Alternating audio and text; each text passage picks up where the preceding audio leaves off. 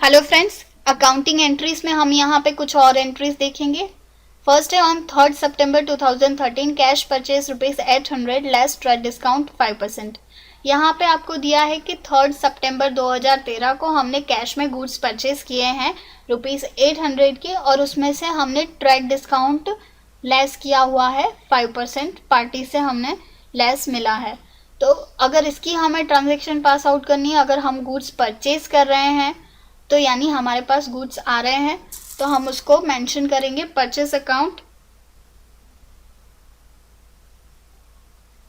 Debit करेंगे 760 इसलिए कि 5% हमें यहाँ पे डिस्काउंट मिला है, ट्रेड डिस्काउंट, और कैश में हमने पेमेंट किया है तो कैश अकाउंट को हमने क्रेडिट साइड मेंशन किया है क्योंकि हमारे पास से कैश जा रहा है, गुड्स आ रहे हैं तो कैश हमारे पास से जा रहा है, तो इसीलिए हमने उसको क्रेडिट साइड में मेंशन किया है 760 से।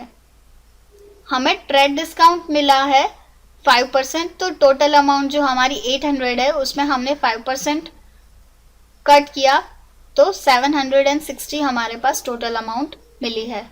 नेक्स्ट ट्रांजेक्शन है on 4 September 2013 paid ₹1,78,000 in cash to Bilal in full settlement of ₹1,80,000 due to him। यहाँ पे आपको बताया गया है कि हमने 4 सितंबर 2013 को 1,78,000 की कैश बीलाल को पे किए, सेटलमेंट ऑफ 1,80,000 की जगह पे हमें 1,80,000 पे करने थे और हमने फुल सेटलमेंट करने के लिए 1,78,000 हमने पे कर दिया, यानी रिमेनिंग जो हमारे पास रहे 2,000 वो हमारे पास डिस्काउंट रिसीव्ड हो गया, यानी हमें बी लाल से डिस्काउंट मिला है। तो डिस्काउंट को हम यहाँ पे क्रेडिट साइड में रखेंगे क्योंकि हमें डिस्काउंट मिला है, तो हम यहाँ पे बी लाल अकाउंट डेबिट करेंगे as per personal rule, debit the receiver credit the giver. तो बी लाल रिसीवर हो रहा है तो हमने यहाँ पे बी लाल अकाउंट को डेबिट साइड में रखा है क्योंकि वो रिसीवर है 1,80,000 टोटल अमाउंट, और हमें यहाँ पे डिस्काउंट रिसीव हुआ है तो हम उसको क्रेडिट साइड में करेंगे। तो हमने जो पेमेंट किया है कैश में, यानी कि हमारे पास से कैश जा रही है as per real account rule, debit what comes in credit what goes out. तो हमारे पास से यहाँ से कैश जा रही है यानी बाहर जा रही है, तो हम उसको क्रेडिट साइड में मेंशन करेंगे, किसी पार्टी को हम पेमेंट कर रहे हैं, दैट्स वाई यहाँ पे हमने कैश अकाउंट को क्रेडिट साइड में मेंशन किया है 1,78,000 का।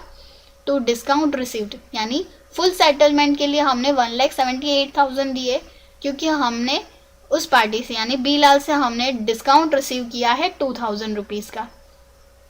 तो इस तरह से हमने बी लाल को फुल अमाउंट से और कैश को 1,78,000 से और डिस्काउंट को 2,000 से मेंशन किया है। तो हम इस तरह से उसकी ट्रांजेक्शन पास आउट करेंगे। B Lal account debit 1,80,000 to cash account credit 1,78,000 to discount received account credit 2,000। इस तरह से हम फुल सेटलमेंट की अमाउंट वाली ट्रांजेक्शन को डिफाइन कर सकते हैं। नेक्स्ट ट्रांजेक्शन है हमारे पास ऑन 5 सितंबर 2013 पेड फ्राइटेज इन कैश ₹3,000। आपको यहाँ पे दिया है कि 5 सितंबर 2013 को हमने फ्राइटेज पे किया है इन अ कैश ₹3,000। हमने 3,000 के कैश में फ्राइटेज पे किया है, तो यहाँ पे हम फ्राइटेज यानी हमारा वन टाइप ऑफ एक्सपेंस हो गया, तो हम एक्सपेंसेस एंड लॉसेस को डेबिट साइड में मेंशन करते हैं as per real account rule के हिसाब से, as per nominal account rule के हिसाब से हम फ्राइटेज को डेबिट साइड रखते हैं क्योंकि एक्सपेंसेस एंड लॉस अकाउंट को हम डेबिट करते हैं, टू प्रॉफिट एंड गेन को क्रेडिट करते हैं। तो हमने यहाँ पर फ्राइट को कैश में पेमेंट किया है तो फ्राइट कैश अकाउंट को हमने क्रेडिट साइड में मेंशन किया है, तो freight account debit to cash account credit 3,000 amount से हम उसको डिफाइन कर सकते हैं। नेक्स्ट है on 7 September 2013 paid sundry expenses in cash of ₹475। यहाँ पे आपको बताया गया है कि एक्सपेंसेस हमने पे की है सन्ड्री एक्सपेंसेस यानी मिला जुला खर्च, हमने यहाँ पे पे किया है 475 का, यानी एक्सपेंसेस हमारे ऑलवेज डेबिट साइड होते हैं। एज पर नॉमिनल अकाउंट के रूल के हिसाब से expenses and loss account debit होता है, और कैश में पेमेंट किया है तो हमने यहाँ पे कैश को क्रेडिट साइड में मेंशन किया है, तो इसीलिए हमने इसकी ट्रांजैक्शन पास आउट की है sundry expenses account debit to cash account. Thank you.